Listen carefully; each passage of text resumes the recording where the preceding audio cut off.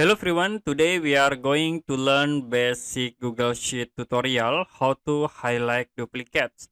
As example, I will create number and in here I will set number into 2 and in here into 3.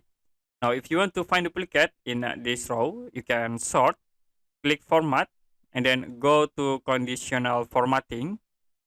After it you can change for format rules and set into custom formula is, and then for the value you can type count if next dollar 2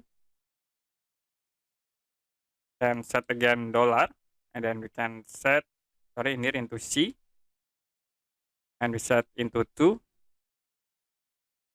type again into C and then set into 12, comma you can type C2,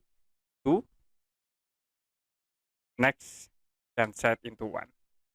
So you can see we have this duplicate, highlight the duplicate number 2 and then number 3. You also can change color in it. I will set into yellow color, click done.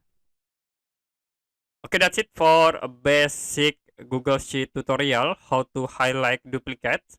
If you have any question about tutorial, you can comment below this video.